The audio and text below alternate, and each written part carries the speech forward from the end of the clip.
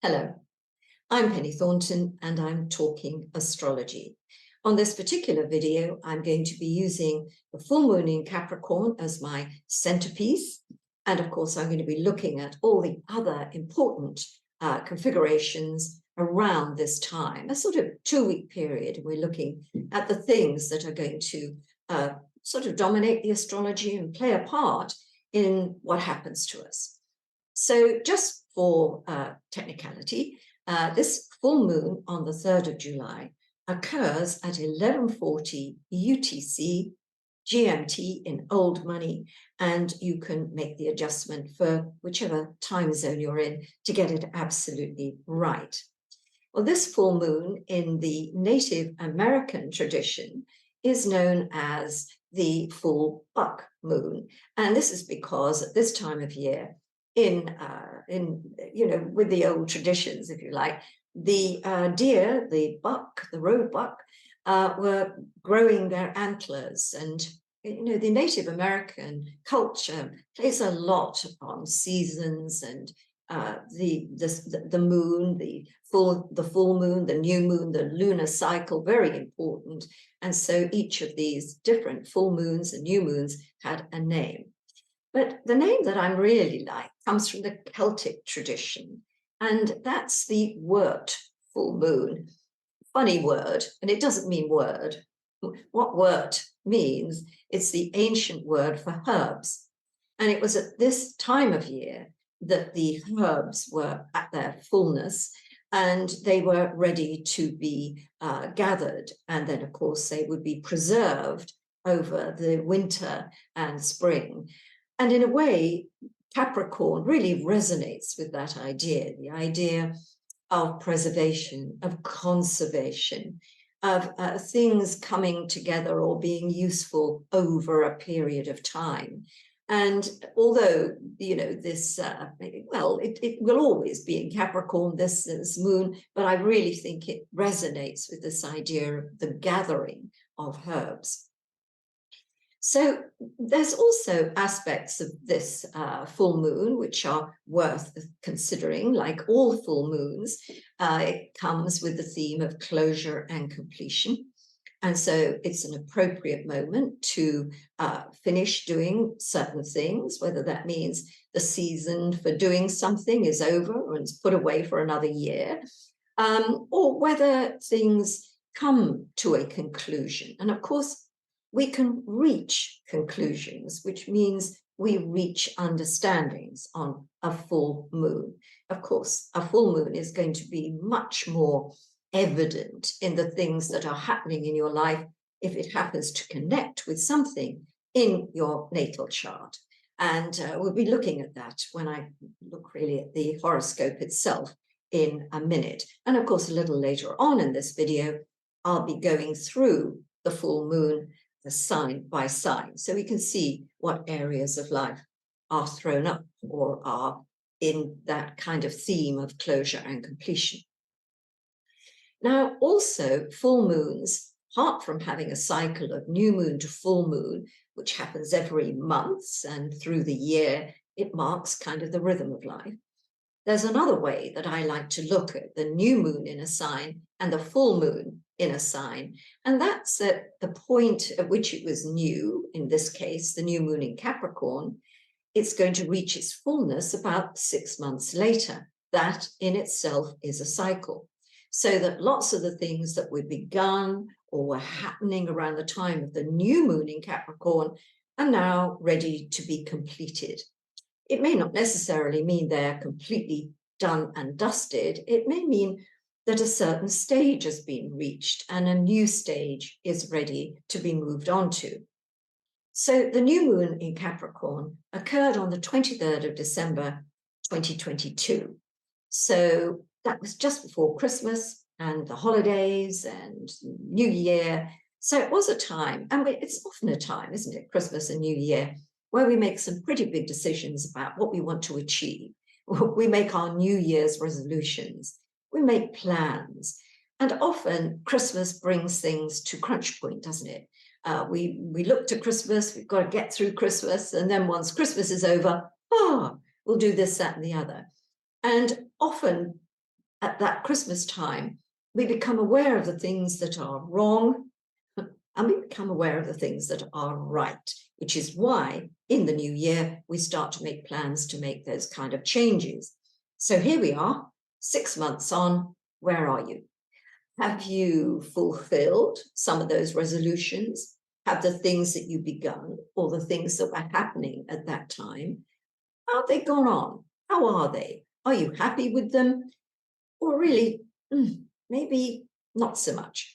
So it's a time of assessment and it's a time of reaching conclusions. So at this point, I want to look at this full moon and its setting in the horoscope so that we can see whatever else is going on around that time. So here we have the sun in the 9th house, the moon in the 3rd house, both of them at 11 degrees and 20 minutes of the sign of Capricorn and Cancer. Now, the thing about this full moon is that I set it in a horoscope, and the way I put this chart together is that I based it on Vilnius in Lithuania. Now, you may ask why I did that. Well, my initial prompting for doing this was because in a week's time after this full moon, NATO is going to hold its annual summit in Vilnius. And I thought it might be interesting just to look at what's going on at this time in light of that summit conference, which is going to be crucially important.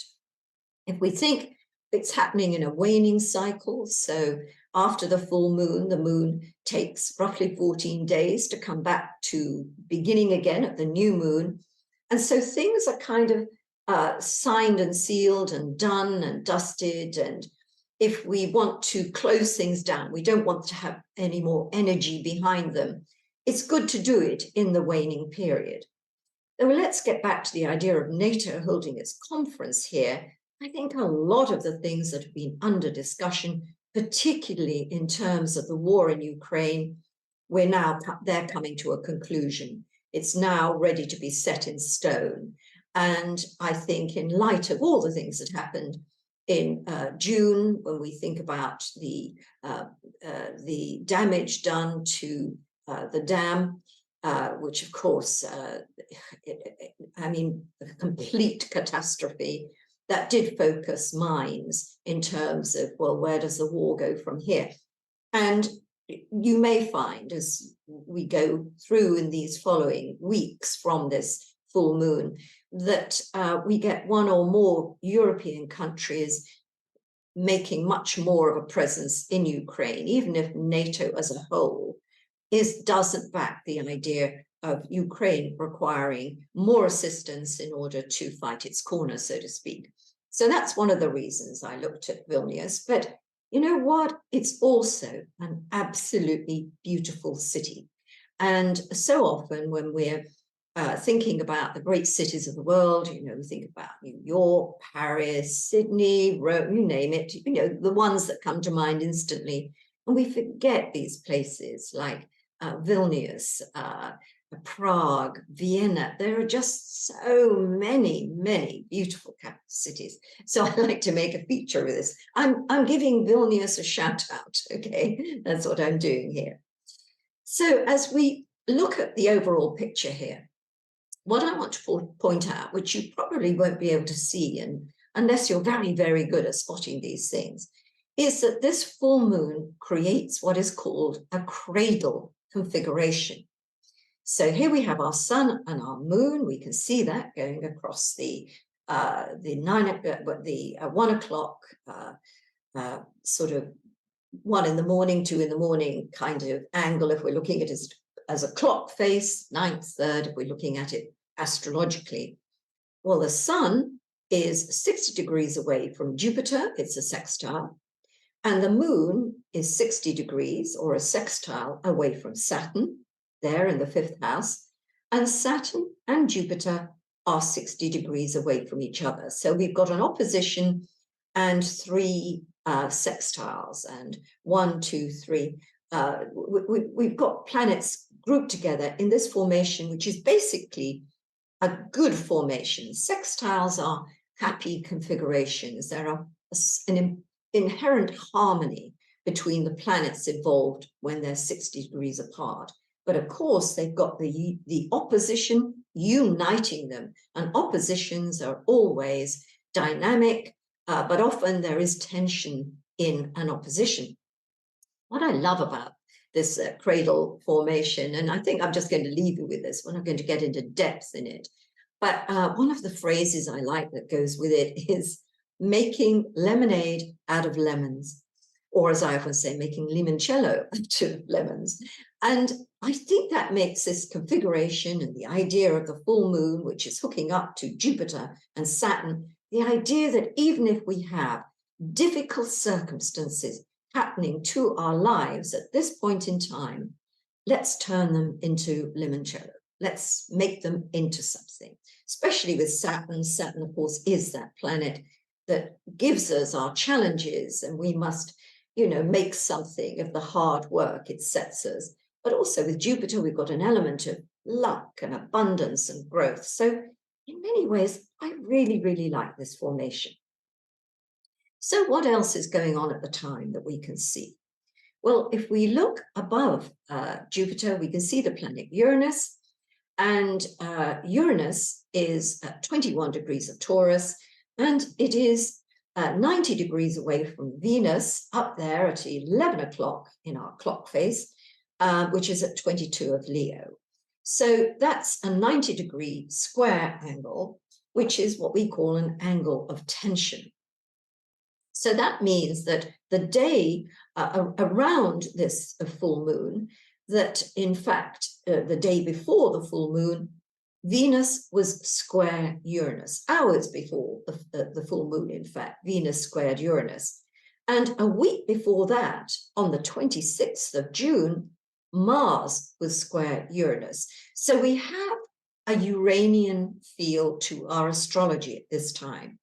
And Uranus is the revolutionary. Uranus brings the unexpected and the unusual. It's about diversity. So we could look at this and say that around this time, there will be a lot of things happening that we simply didn't expect. They come out of thin air. Maybe they're a tad explosive because they're shocking. Maybe they're revolutionary because what's coming into being is confounding what we consider to be real knowledge. So we've broken the boundaries of knowledge. So there could be a lot of breakthroughs in science and technology at this time, but there could also be a lot of breakdowns in communications and tense relations between different factions, whether that's within an organization or within you and your family organization, or whether we're looking out a bit and thinking about, country upon country and within nations. What's also going on is that on the 30th of June, just a few days prior to the full moon, Neptune turns stationary retrograde. Now, before we get into the idea of retrogradation, let's also just think about stationary. Whenever a planet is stationary, it has kind of superpower. So it's much more recognizable. We feel it more. We sense its participation in the events that are happening in our lives. And really with Neptune, we kind of go from the sublime to the ridiculous. We get things to do with being out of this world, amazing, fantastic, the divine, that's all Neptune. But so too is chaos, confusion, fake news, lies, disinformation, that's all Neptune. And I think sometimes with the outer planets, they are kind of realms beyond our understanding. We look at the personal planets and we have access to the personal planets. They're within our sphere of experience, but beyond Saturn particularly, they are other realms, and we really can't remain in those realms and what they represent for very long. We're not equipped to deal with it, which is why in large part Uranus, Neptune and Pluto are very difficult planets to handle. But they're part of us. They're part of our solar system. They're part of our personal system. And so we do have a relationship with them in some regard. So let's look at Neptune turning stationary retrograde and think that around this time, around the time of the full moon, things are going to be ever so slightly weird, and we may not be able to understand what's going on until we've got a little way forward, and then maybe things will become a little bit clearer. Also, there's worthy of mention is on the 7th of July, that's a few days after the full moon, Mercury will be about 60 degrees or a sextile away from Uranus. And that's an angle of harmony. And it makes me think that with the jagged edges of the Venus-Mars-Uranus square, Mercury is the go-between. It is the planet that comes between and tries to bring some kind of consensus or understanding.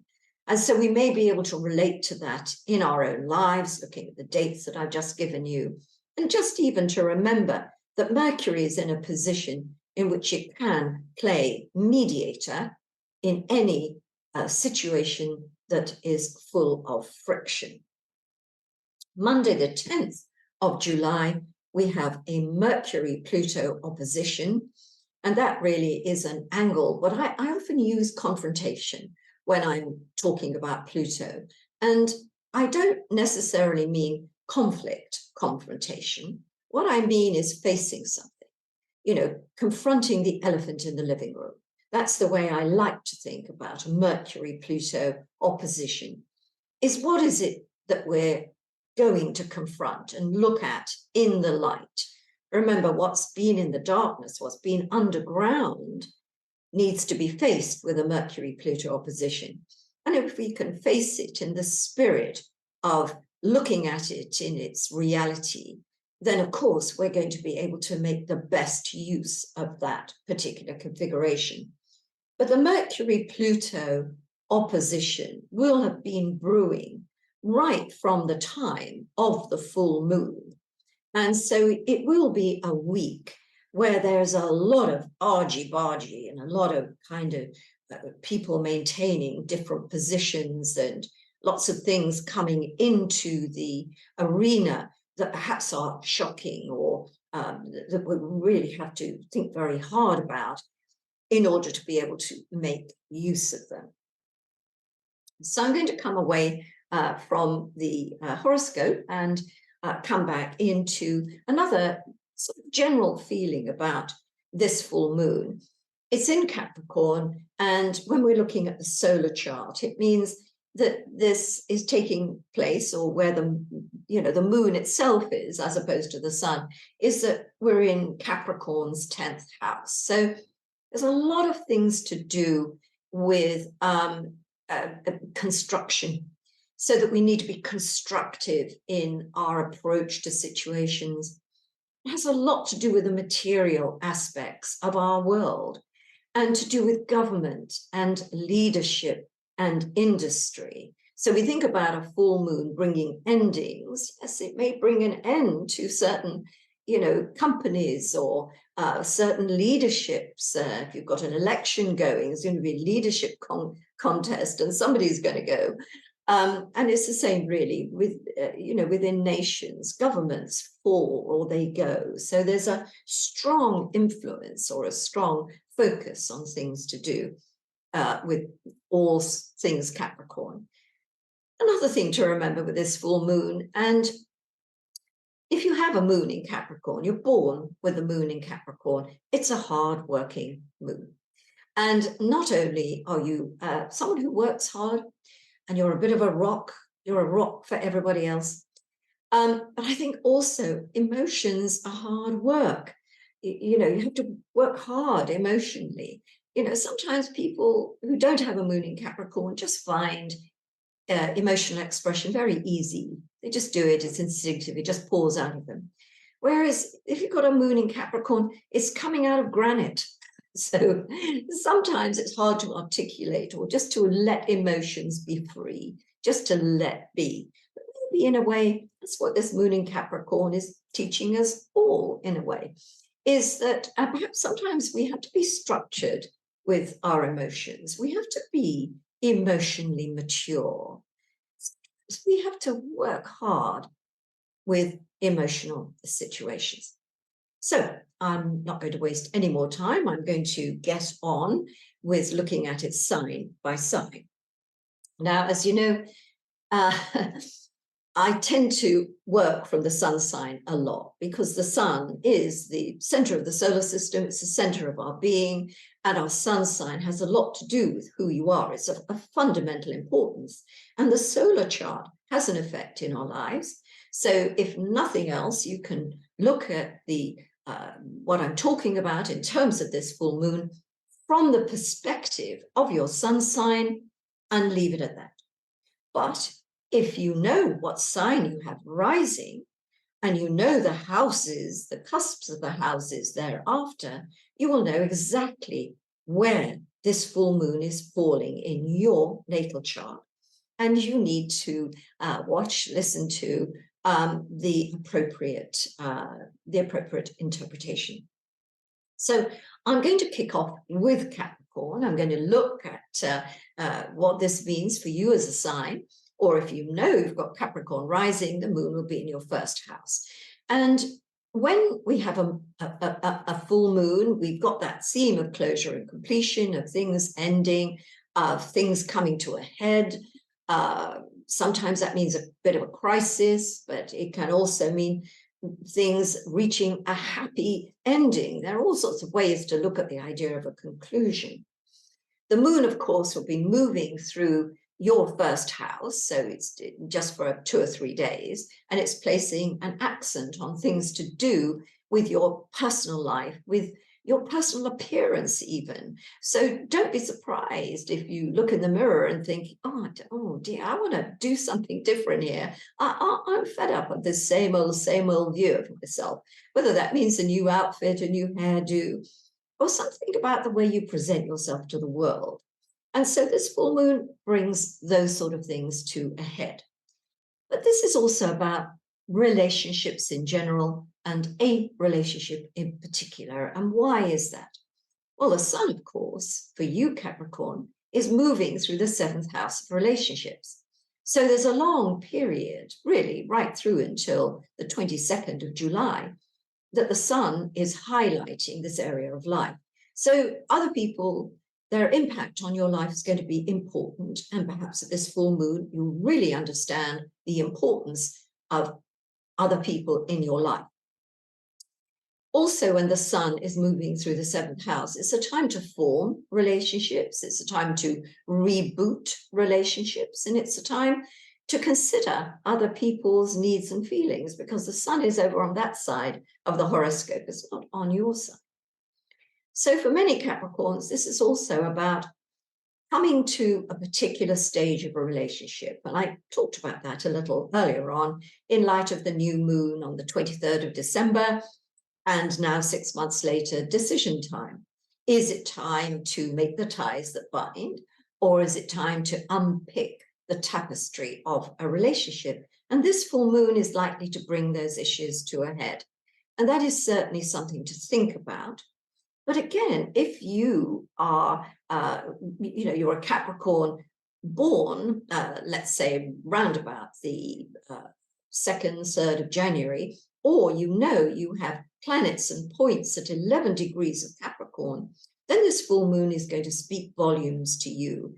And for the following 2 weeks, this idea of closing things down, of things being on a waning cycle, is going to be really effective in your lives. And also, in a way, it's good to make it appropriate in your life. If we come now to Aquarius, this full moon is cutting across the 6th, 12th axis. The moon is in the 12th house, the sun is in the 6th house. And it's the same if you have Aquarius rising, then the moon will be in your 12th house and the sun in your 6th house. And this axis of the horoscope has a lot to do with one's purpose in life.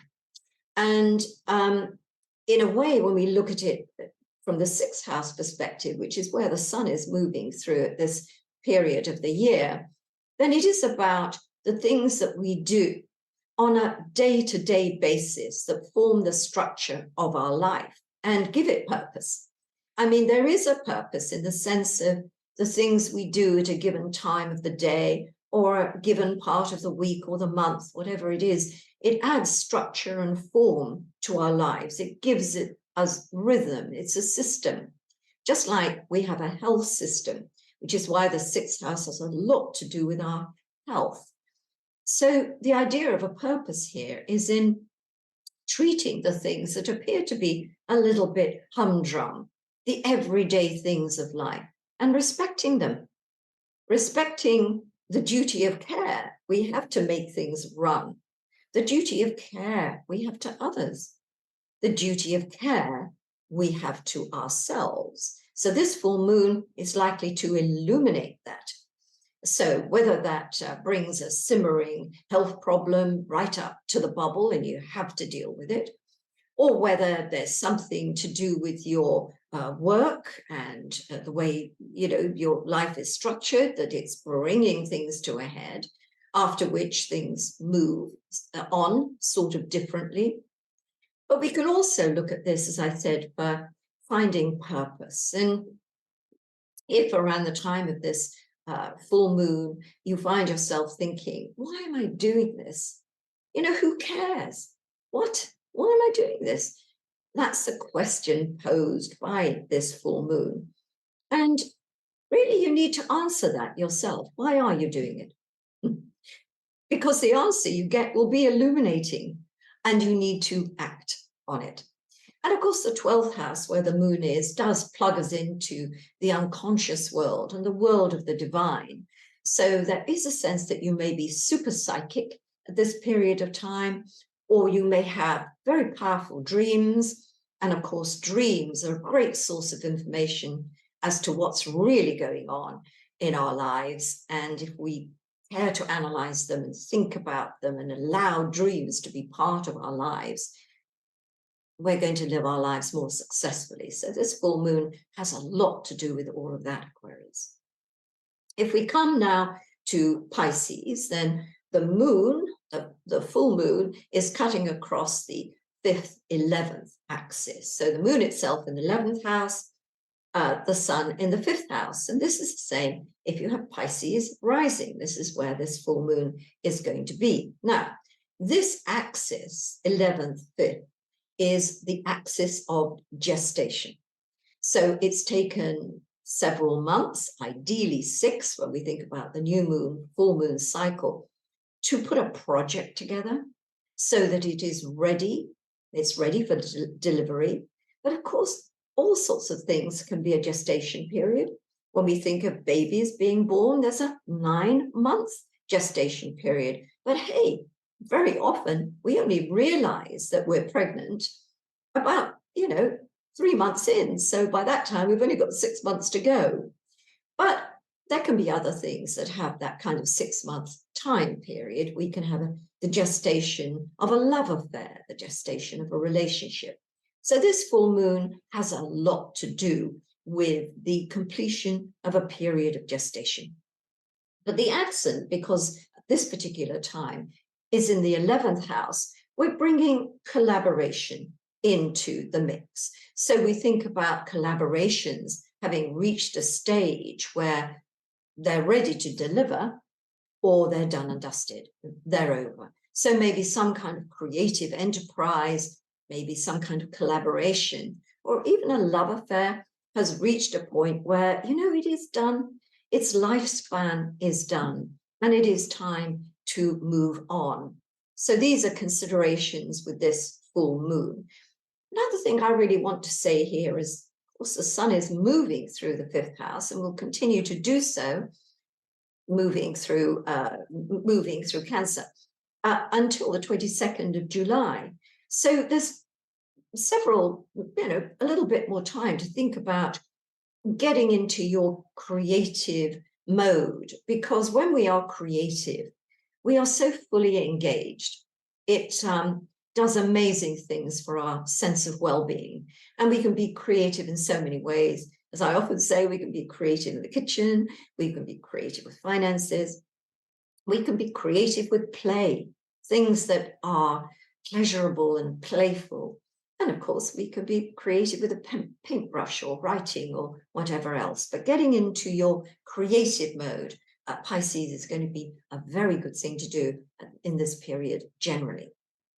So if we come to Aries, well, this is one of the more important full moons of the year because it cuts across the life direction axis.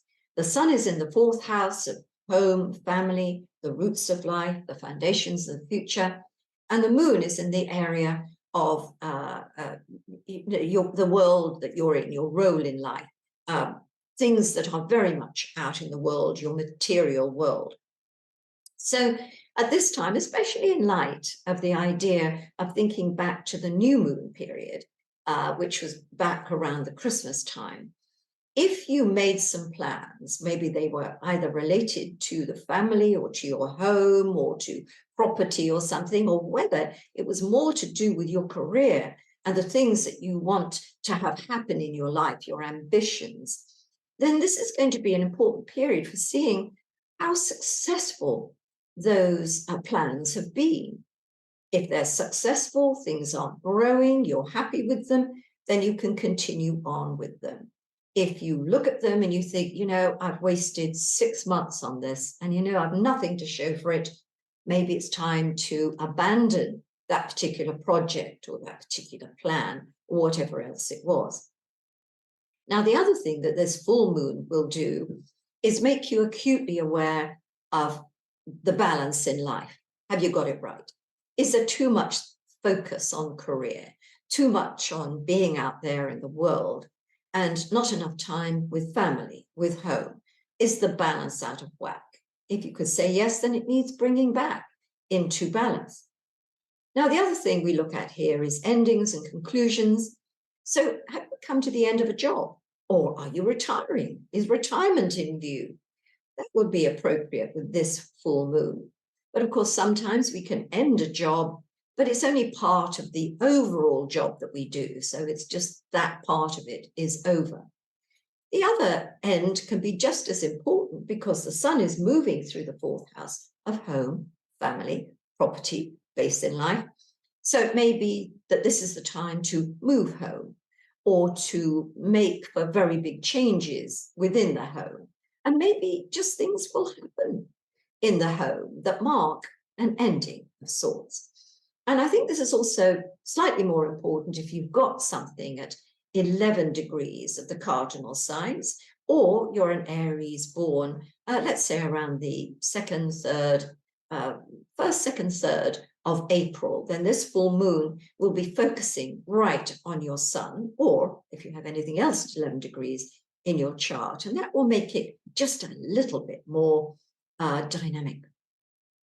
So now we come to Taurus, and for you, this full moon cuts across the 3rd house, the 9th house, the 3rd, 9th axis. And when we look at this, this is one of the axes of travel and communication. And when we think about a full moon and closure and completion, I think you can give yourself the little epithet of the end of a journey. So that somewhere, either around the full moon itself or in the following couple of weeks, there is a sense of you having completed a journey. Now, it may be, as there are a lot of young people who will be taking exams at this period in July. So you come to the end of that period of learning, of cramming, of really focusing on your education, on getting those exams. And now, guess what? You've done it's the end of a journey. You can now relax and start to enjoy yourself. But of course, there are all sorts of other ways in which the end of a journey could be manifest. And if you have Taurus rising, or you are a Taurus, you might like to think about what's going on at this time that would say, you know what, we've completed this, it's done. Whether it's being completed in 6 months, or whether it's a longer time period than that, or even a shorter time period than that. The idea that you come to the end of it is what's really important. Knowledge is important. Experience is important at this time, as are journeys. And I might say that on the 3rd itself, especially since there will have been a Venus-Uranus square the day before, travel might be a little bit more complicated. So, leave a little bit more time for journeys. Be prepared to be diverted or for things to be a little unusual. And I think if we go with a mindset on our journeys like this, we're often, we find something has changed and we adapt to it very easily because we were thinking, oh, this is going to be terrible. The journey is going to be awful. And then something happens and we think, oh, is that it? Oh, well, I can do it. So it's worth bearing in mind if you're on journeys. And it may, of course, symbolize the end of a journey in so many different ways. And maybe travel and other people in distant places are involved, or maybe it has a lot more to do with things that you are concerned about in terms of your future and the qualifications you want and the experience that you want to have. So there's something about this full moon that sort of allows that to gel. There's something that completes it. So on to Gemini. So Gemini, for you, the full moon cuts across the 2nd, 8th axis. The sun is moving through your 2nd house at the moment, and the moon will be in your 8th house. And this is one of the financial, or it's the most important financial axis of the horoscope. And so when we put a full moon in there, we think about closing a deal. We think about signing a contract and saying, okay, that's it, we're done, all wrapped. And that can be a great thing because you can sign a financial agreement. Maybe this is linked to a house sale, for instance, or some other sale. Maybe it's to do with a lending institution like a mortgage, or whether it's to do with a bank. It could even be something to do with a settlement or an inheritance. You've got the idea that it's done, it's complete. But you know what full moons also do are to bring simmering situations to the bubble. So sometimes a financial, I hate to say the word crisis because that sounds a little alarming, but let's say things that have been worrying you about your finances, they feel much more intense at the time of the full moon. And sometimes that's not the best time to try to figure out a strategy. You want to let the full moon kind of fade away and then think, you know what, it's not as bad as I thought. I can do X, Y, Z. And remember, we've got Uranus in the mix at this time, and Uranus is about doing things differently. And so perhaps there's something you haven't thought of in light or in terms of finance that you need to think about because it requires a very different take on what you're dealing with at the time. This axis, though, isn't just about finance. It's about self-worth. And sometimes we can have no money at all, but our self-worth is terrific. We feel great about ourselves. We're confident about ourselves. We feel full of value as people. And it doesn't really matter. But at other times, we feel impoverished. We feel poorer in our spirit, because we don't have enough money to cover the bills, we don't have enough money to pay for something that we want. But it's also about our value in terms of what we offer as ourselves. And if we feel people are undervaluing us, it can do the same. It can send our self-esteem, pirouetting downwards so that we just don't feel great. Well, part of that is full moon-itis. So we feel it much more at the full moon, and we're likely to pick on those things that have happened that make us feel as though people haven't really valued us or valued our gifts, or we feel money is a problem at the time of the full moon. But remember, that full moon will pass, and as the days go by, you might feel much different about the situation that you're in. But remember what I was talking about when we looked at the horoscope as a whole. We've got a Mercury-Pluto opposition applying, and that means really confronting things, creating a business plan, creating something that to deal with in a kind of material and structural way that's going to really resolve any problems that you may have. Coming round now to Cancer, well, of course, it is the time of Cancer, maybe even your birthday on that full moon.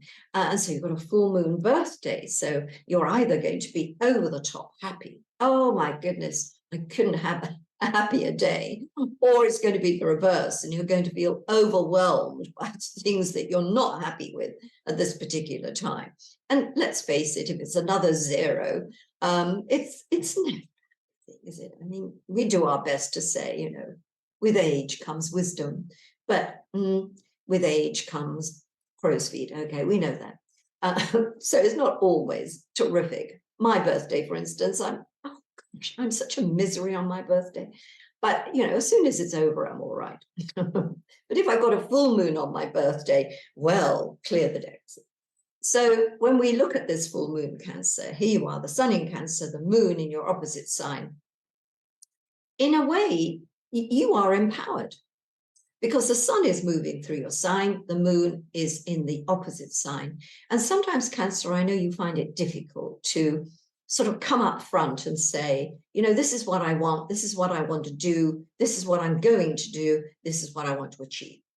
So that you take the reins in your hand and you're not really ready to necessarily listen to what everyone else has to say, but you are empowered and you take the reins of the situation into your hands. And I would advise you to do this.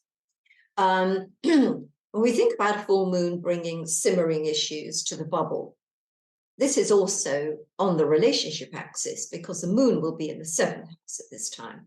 So it's likely to be either a moment where you really, really feel supported. You really, really feel that you've got at least one good person, you know, your person is on side with you. And it may be a time you think, you know, I want to move in with this person. I want to marry this person. I want to have this person in my life always. This is it. On the other hand, it can do the reverse. And so you think, this person is not supporting me. This relationship I have with this company is not conducive to my well-being. I'm not happy. I'm not a happy bunny. And therefore, it's a time to consider, you know, breaking the ties that bind. They're no longer, they're done and dusted. And again, all important to look back and think about, you know, what was going on around the Christmas, New Year period, what was happening, or the decisions you make, the plans you put in place. Have they taken you where you want to go? Has this relationship proved to be one that you want forever, or at least for a few months longer? These are questions you'll be asking yourself around the time of this full moon. And especially, again, if it's your birthday around this time, because that'll be a full moon birthday. But also, if you have planets and points at 11 degrees of Cancer, even if your birthday is at a different time, you may have something at 11 degrees, which of course is where this full moon is falling. Next, we come to Leo. So the sun at the moment is moving through your 12th house, and it will continue to move through that area of secrets and shadows until it enters your own sign on the 22nd of July. The moon, of course, will be in the opposite sign, the 6th house, on the, or at the time of the full moon. And this axis is a very interesting one. I call it about, I look at it for a sense of meaning of life, the meaning of life almost. And so when you get a full moon here, there are issues that come up that make you question the meaning of life, or the meaning of your life, which is probably more appropriate. The sun, when it's moving through the 12th house, is taking us into realms that we're not always living in every day. Dreams become more important. We're much more attuned to our spiritual selves. We have questions about the world of spirit and the divine. We are much more linked to it. We see nuances or feel nuances as opposed to sort of the black and white element of things. And so in a way, when the sun moves through the 12th house, it can be a strange period. You may even feel sort of out of kilter with yourself. I mean, Leos are very outgoing, sunny people ruled by the sun.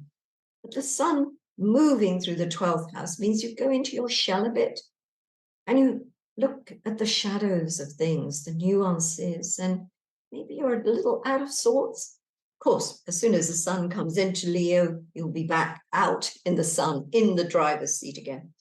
But this full moon happening on the 6th, 12th house, as I said, what it may do is either illuminate a problem, and maybe it's a problem with your health, dental health, let's not forget toothache and tooth problems, every bit as much as physical health, other things, mental health, spiritual health.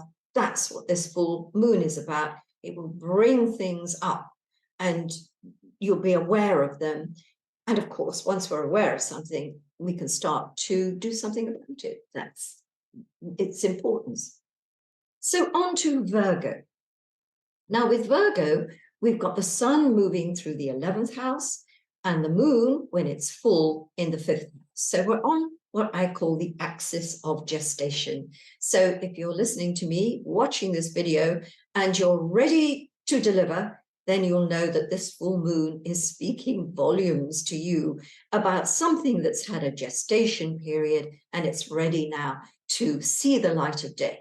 But of course, there can be all sorts of other things that have been in a gestation period and they are ready now to be delivered. They're ready to show what's been going on under wraps for a little while. Can apply to a relationship, a romance, something that had its beginnings maybe around the Christmas period, or maybe 3 months before that, or 3 months after Christmas, so that you've reached a point in the relationship where you think, has this got legs or it hasn't? But of course, the sun is moving through the 11th house, the area of collaboration and teamwork. And I think this may throw up the whole idea of how well you work in a team or how well others work with you. So it may have something to do with a business enterprise or some other kind of collaboration, maybe with you and some friends, you're working on a project together. That this full moon is going to be a bit of a crisis in some ways about how well the team works, how well this endeavor is coming together with the different component parts of it, the different people involved in that. And it will show you where things aren't working and what needs to be done in order to get it to work. But in some cases, it may be, well, if it's not ready to deliver, if the event isn't now ready, the project that you've been working to, the collaboration that you've been on, if it isn't ready now with this full moon to say it's done, then it may be done in a different way and it's never going to work. So think collaborations and creativity, procreativity, gestation periods, and this full moon will make a lot of sense to you. So now we come to Libra. And for you, this full moon is one of the more important full moons of the year because it falls on the axis of life direction. The sun at the moment is moving through the 10th house of career and life goals, the material world, whereas the moon at that full moon period is focusing on the home, the roots in life, family. So on the one hand, we're looking at a period of the year, Libra, where you are focusing on things that are of great importance to building your future. Now, of course, one of the things that helps us build our future is if we have a job and we have money in which to build our future. So there could be something related to your career at this time that's particularly important. For some Librans, perhaps it is recognition that you have achieved something spectacular. So that's promotion, it's moving on, it's time to bask in the spotlight of your success. On the other hand, it could be the reverse. And what it is that you've reached the end of a job. You're ready to leave it, whether you're retiring and so you don't have to do a job anymore, or whether, you're done with this job. or whether it's something in your existing career, but you've just come to the end of a period or a project you've been working on. There's always an ending with a full moon, but as always, it can be a happy, fulfilling ending, or it can be something that's a little bit jarring. It's something that you're not really going to like. But remember, the full moon itself brings in the whole area of family and your home. So there could be a bit of a family crisis at this point, or there could be some big family celebration.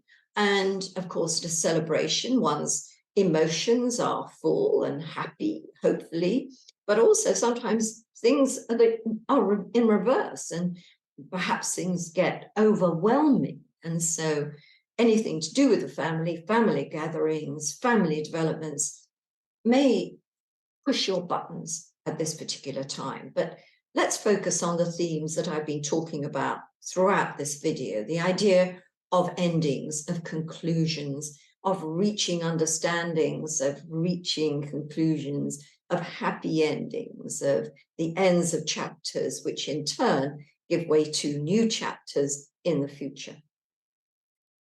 So on now to Scorpio. Well, Scorpio, this full moon for you, we're looking at the sun in the 9th house, the moon in the 3rd house. So we're on the axis of travel and communications. So maybe you know exactly what this is all about, because you're looking at your calendar and you're saying, you know what, on the 3rd of July, I'm going to be returning. I've been somewhere, I'm coming home. It's the end of a journey. Or perhaps it's the other way around, and you're ready to take a journey. And of course, journeys don't necessarily just mean travel, but they can be journeys in experience, journeys in knowledge, journeys and emotional journeys. So all those things are apparent in this full moon.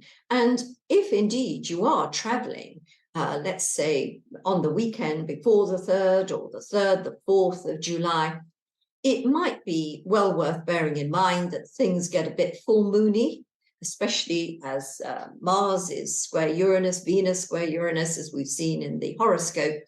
You want to really cut down any potential aggro if you're traveling. So giving yourself plenty of time for journeys, taking things that you might need just in case something doesn't quite work out, and generally putting your mindset together that you're aware that things might not go according to plan.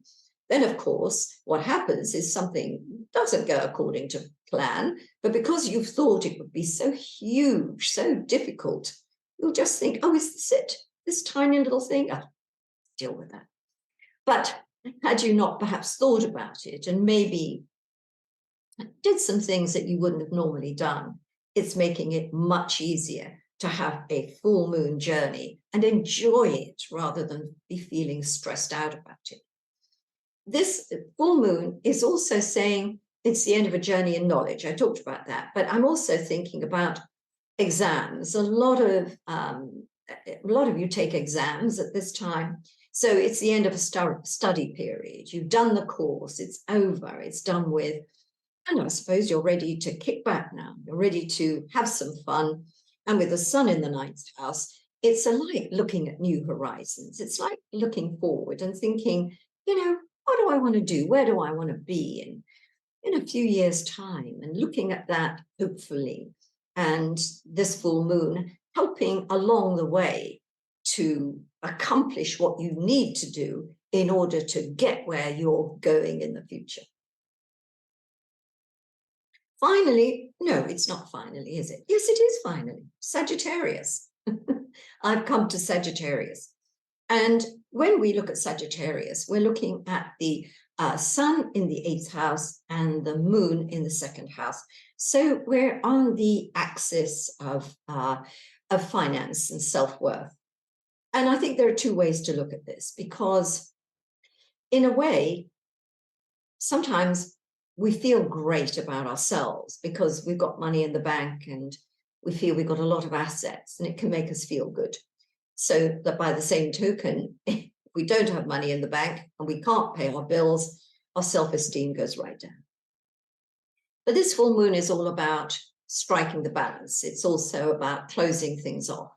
So it may be that at this particular time or around this time, you're able to sign on the dotted line of an agreement, maybe with a bank or a lending institution to do with mortgages, or maybe it's to do with a credit card company.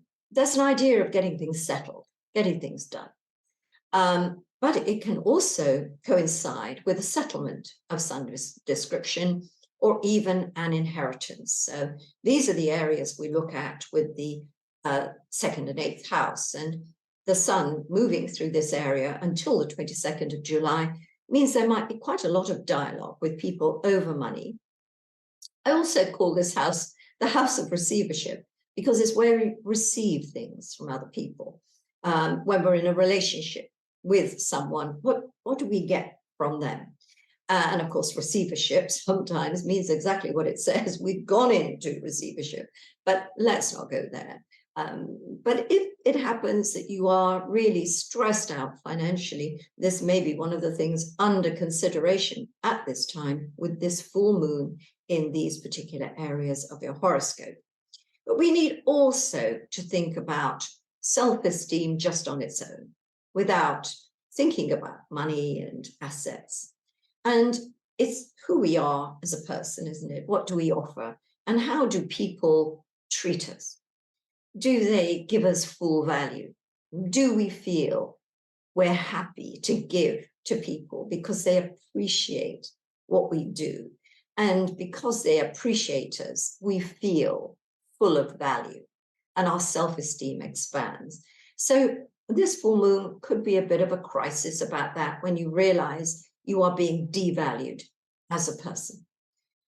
What do you do about it? Well, wait until the full moon is past, join the waning cycle, consider your options, but it may be that you shouldn't be casting your pearls before swine. And that might be something to consider around the time of this full moon. So there we are. I have done a complete revolution of the zodiac. And it's time really for my conclusion. And whenever I do these conclusions, they're always drawn from what's been happening to me in the days before, the things that have come up either in my own experience or that are due with clients or something like that, part of my work. And so what I wanted to talk about really on this in this conclusion was the idea that we can't move away from our problems. Now, let's put this another way. I don't think that's a good way of putting it. Sometimes I know if we're keen on astrology, we think about, especially with a birthday and a solar return chart, and we think, oh, I don't like the look of this. I don't like that square. I don't like I don't like the angle. Oh no, I really don't like it. So why don't I celebrate my birthday in a whole different place where everything will look different? And you may want to do that, but it's not going to make an ounce of difference. I absolutely promise you. You'll be taking your aspects with you. It doesn't make an ounce of difference. However, if, because that's the way life has unfolded, you find yourself in a different place for your birthday, and therefore the angles are shifting and things look different, that's a whole other thing. Remember, the cosmic gods do not like us messing around with the astrology. They get very upset, and there's payback. And, you know, we can't play God, can we? So I don't approve of manipulating the astrology to suit our ends. It's never going to work. Obviously, in the hands of an astrologer that you may go to consult, and you may say, when is the best time for me to start this business? And you might also say, where is the best place for me to do this, that, or the other? That's a whole other thing. Not only is the astrologer the means, the vessel, the vehicle through which you acquire your understanding, the gods are using this astrologer as your medium, which is permitted. But when we think about places and times, you know, the choice is there. It's not actually changing the blueprint that you were born with.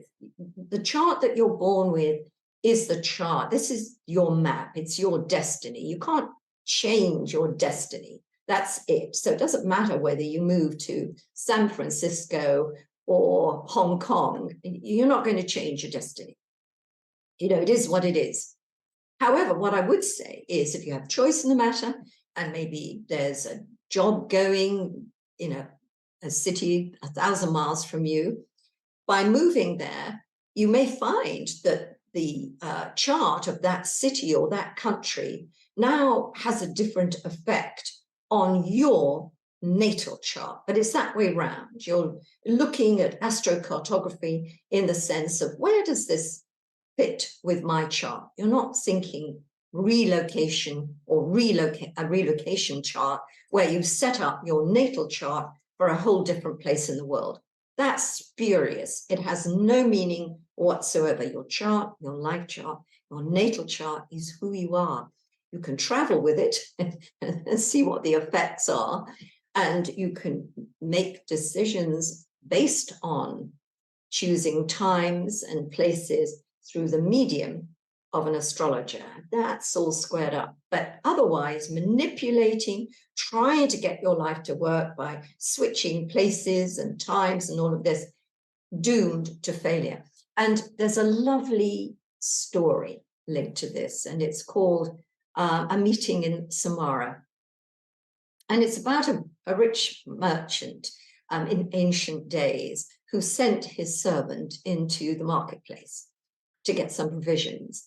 So the servant went into the marketplace, and sure enough, as soon as he was in the marketplace, he saw death in the clothes of a woman. And he ran into death in the marketplace. And she looked very threateningly at him. And so he came scurrying back to the merchant and said, a terrible thing happened to me. I met death in the marketplace, and you know, I'm terrified. She made a threatening gesture to me. So the merchant gave him a horse and said, well, go to Samara, go to a different city, escape death. So anyway, the merchant later on that day, a little bit curious, went into the marketplace himself, and there was death in the marketplace. And he went up to her and said, my servant saw you this morning, and you made a threatening gesture, and he was alarmed. She said, oh, no, it wasn't a threatening gesture. It was a gesture of surprise. You see, I have an appointment with him later on tonight in Samara. So I was surprised to find him here in the marketplace. It's a beautiful story because it's all about fate. It's all about what we are destined to do. That doesn't mean we go through life with a blindfold on and abdicate responsibility. Fate brings us to crossroads with certain events we meet, and then as we evolve and grow in experience and consciousness, we get to see more choices, and we make more choices because that's our life purpose. We have to learn how to evolve. So those were my feelings that I was mulling over today. The idea that you can't change your fate and you can't mess around with the astrology. Okay? Thank you for watching, and thank you for supporting me. And if you haven't yet pressed the subscribe button, please do, because it all contributes to good astrology. Bye for now.